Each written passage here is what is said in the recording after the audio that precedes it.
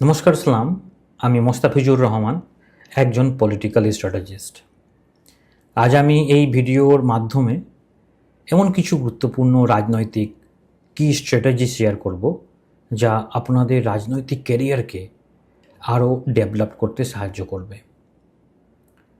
ওকে, চলুন শুরু করি। আপনি কি এমন কোনো নেতাকে চেনেন যার ফেসবুক বা ইনস্টাগ্রাম পেজে প্রতিদিন হাজার হাজার লাইক পড়ে, রিলস বানালে লক্ষ লক্ষ ভিউ হয়, কিন্তু ভোটের দিন যখন ইভিএম বা ব্যালট বক্স খোলে তখন দেখা যায় 3-4 নম্বরে সে পৌঁছেছে, এমনকি জামানত পর্যন্ত বাজেয়াপ্ত হয়েছে।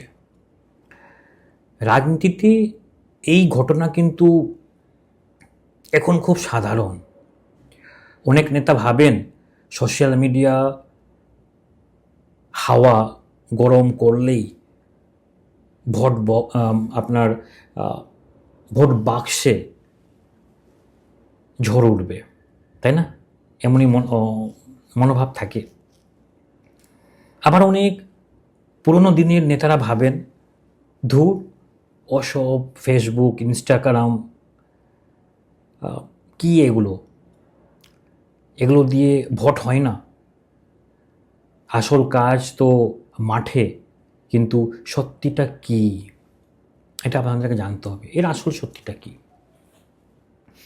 2026 বা তার পরবর্তী সময়ে দাঁড়িয়ে একজন প্রার্থী যদি নির্বাচন জিততে চান, তবে ডিজিটাল মিডিয়া নাকি গ্রাউন্ড প্রচার, কোনটি বেশি কার্যকরী? সোশ্যাল মিডিয়া নাকি গ্রাউন্ড প্রচার? ওকে, আজ আমরা এই ভিডিওতে উন্মোচন করব সেই গোপন পলিটিক্যাল স্ট্র্যাটেজি যা আপনাকে জেতাতে পারে। প্রথমে কথা বলবো ডিজিটাল প্রচার নিয়ে। সোশ্যাল মিডিয়া ক্যাম্পেইন সবচেয়ে বড় সুবিধা হলো এটি খুব দ্রুত বিশাল সংখ্যক মানুষের কাছে পৌঁছাতে পারে খুব কম সময়ের মধ্যে। আপনি এটা দুর্দান্ত একটা ভাষণ দিলেন, সেটাকে এডিট করে রিল বানিয়ে দিলেন, বাস রাতারাতি হাজার হাজার মানুষের ফোনে আপনি পৌঁছে গেলেন। কিন্তু একজন স্ট্র্যাটেজিস্ট হিসাবে আমি আপনাকে একটা রিয়ালিটি চেক দিতে চাই। একে বলা হয়, একে আমরা সাধারণভাবে বলি ভার্চুয়াল ইলিউশন বা অবাস্তব মায়া। আপনার পেজে যে 10,000 লাইক এসেছে, তার মধ্যে কতজন আপনার নিজের বিধানসভা বা লোকসভা কেন্দ্রের ভোটার? হয়তো দেখা যাবে অর্ধেক মানুষ অন্য জেলা বা অন্য রাজ্যের, আর বাকি অর্ধেকের মধ্যে অনেকেই হয়তো 18 বছরের কম বয়সী, যাদের ভোটাধিকারই নেই। সবচেয়ে বড় কথা, সোশ্যাল মিডিয়ার লাইক বা শেয়ার কিন্তু একটা মানুষের মুহূর্তের আবেগ, আঙুলের একটা ক্লিক সেটা হয়ে যায়। কিন্তু সেই মানুষটা ভোটের দিন সকালে ঘুম থেকে উঠে লাইনে দাঁড়িয়ে আপনাকে ভোট দিয়ে আসবে কি না, তার কোনো গ্যারেন্টি সোশ্যাল মিডিয়া অ্যালগরিদম দিতে পারে না। তাহলে কি মাঠ পর্যায়ের বা গ্রাউন্ড প্রচারই আসল? বোঝার চেষ্টা করুন।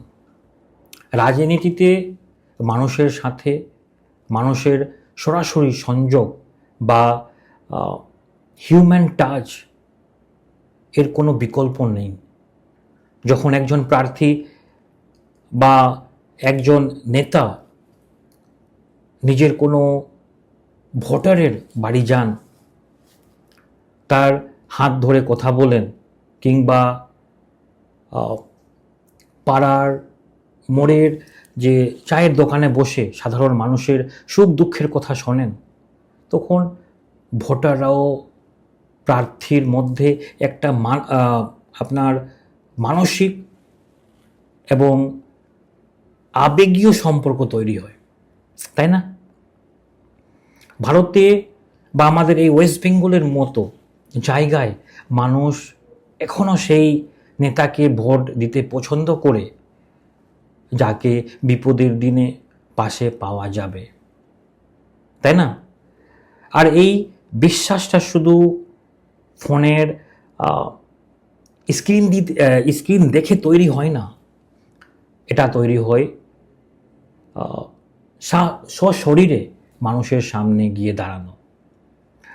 গ্রাউন্ড ক্যাম্পেইন ভোটারকে নিশ্চিত করে যে আপনি শুধু ভোটের কাঙাল নন, আপনি তাদের ঘরের লোক। তাহলে আসল চাবিকাঠি কোনটা? উত্তর হলো কোনো একটি নয়, বরং দুটোই সঠিক সংমিশ্রণ বা ব্ল্যান্ডিং। স্ট্র্যাটেজি ভাষায় একে আমরা বলি O2O স্ট্র্যাটেজি, অর্থাৎ online to offline strategy. Digital media তৈরি করে হাওয়া বা পারসেপশন, আর গ্রাউন্ড টিম সেই হাওয়া রূপান্তর করে ভোটে। এটা কিভাবে কাজ করে আমি একটা উদাহরণ দিই যাতে আপনি বুঝতে পারেন। ধরুন আপনি আপনার এলাকায় পানীয় জলের সমস্যা নিয়ে সোশ্যাল মিডিয়ায় একটা জোরালো প্রচার করলেন, তারপর এলাকার মানুষ সেটা দেখলো। এটা হলো ডিজিটাল পার্ট। এবার আসবে ওই আমি যদি বলি এই যে প্রচার হলো ডিজিটালি, এবার আসবে আপনার 1-to-1 বা গ্রাউন্ড স্ট্র্যাটেজি। আপনার বুথ স্তরের কর্মীদের সেই সব বাড়িতে পাঠাতে হবে যারা আপনার ভিডিওটা দেখেছে বা এলাকায় জল কষ্টে ভুগছে। কর্মীরা গিয়ে বলবে আমাদের প্রার্থী এই জল কষ্ট নিয়ে লড়াই করছে, আপনারা ওনাকে সমর্থন করুন। অর্থাৎ ডিজিটাল মিডিয়া দিয়ে মানুষের মাথায় আপনার নামটা ঢুকিয়ে দিন, আর আপনার গ্রাউন্ড টিম বা কাডারদের পাঠিয়ে সেই মানুষের মন থেকে ভোটটা আদায় করে নিন। ডিজিটাল যদি হয় তরবারি, আমি কি বোঝার চেষ্টা করুন, ডিজিটাল যদি তরবারি হয়, তবে গ্রাউন্ড সংগঠন হলো আপনার ঢাল। দুটো ছাড়া আপনি যুদ্ধে জিততে পারবেন না, বোঝার চেষ্টা করুন। তাই পরিশেষে সমস্ত রাজনৈতিক নেতা ও হবু প্রার্থীদের আমি তিনটি গোল্ডেন রুল দিতে চাই। প্রথম হলো, শুধু সোশ্যাল মিডিয়া লাইক দেখে অহংকারী হবেন না, ওটা বিভ্রান্তিকর হতে পারে। দ্বিতীয়, সোশ্যাল মিডিয়াকে ব্যবহার করুন আপনার এজেন্ডা এবং ন্যারেটিভ মানুষের কাছে পৌঁছে দিতে, ওকে? তৃতীয় নম্বর, আপনার বুথ স্তরের কর্মীদের শক্তিশালী করুন, কারণ ডিজিটাল প্রচার যদি 100 মিটার দৌড়াতে পারে, তবে বুথ কর্মী আপনাকে শেষ 1 মিটার অর্থাৎ ইভিএমের বোতাম পর্যন্ত পৌঁছে দেবে। আপনার কি মনে হয় আপনার এলাকায় সোশ্যাল মিডিয়া বেশি কাজ করে নাকি প্রার্থী ব্যক্তিগত ইমেজ? নিচে কমেন্ট করে অবশ্যই আপনার মতামত জানান।